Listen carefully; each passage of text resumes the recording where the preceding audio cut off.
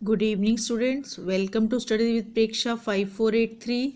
आज हम आपके लिए लाए हैं कक्षा 8वीं की उड़ान में सामाजिक और राजनीतिक जीवन का दूसरा पाठ, धर्मनिरपेक्षता की समझ।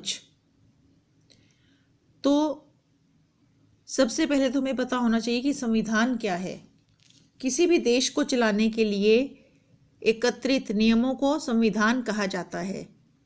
कुछ देशों में संविधान को लिखा जाता है और कुछ में नहीं। भारत में लिखित संविधान है जिसमें सारा वर्णन किया गया है कि सरकार कैसे बनेगी, निर्णय कैसे लिए जाएंगे, समस्याओं का समाधान कैसे होगा और भविष्य के लिए देश को हमने कैसे तैयार करना है।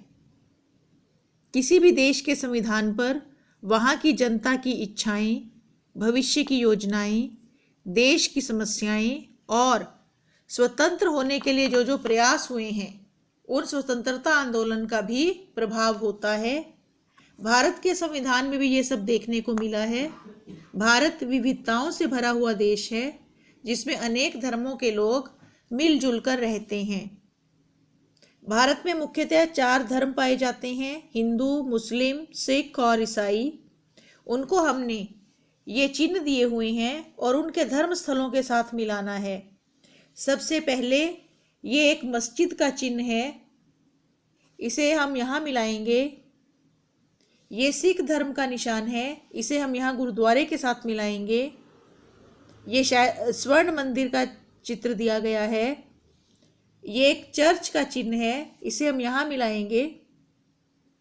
और ये मंदिर का ध्वज है जिसे हम यहाँ इस मंदिर के साथ मिलाएंगे। कार्यपत्रक 2, निम्नलिखित पंक्तियों को पूरा करें। हिंदू, मुस्लिम, सिख, ईसाई आपस में सब भाई भाई। भारत एक, भारतीय अनेक। आपस में प्रेम करो देश प्रेमियों।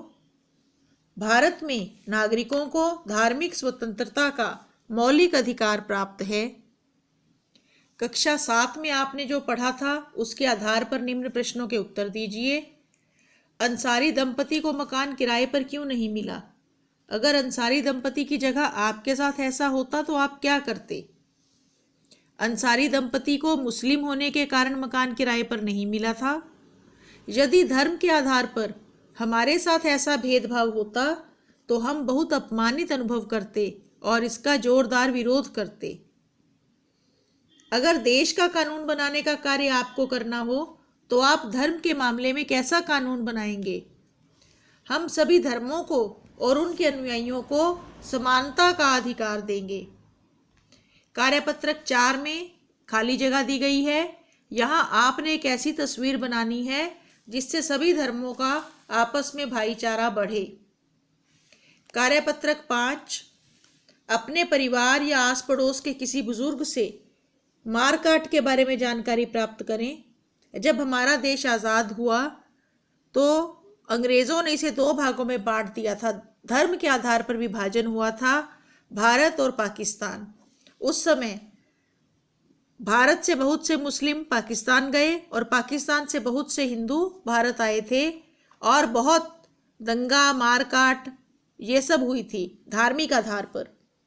तो इसका हमारे संविधान पर क्या प्रभाव हुआ?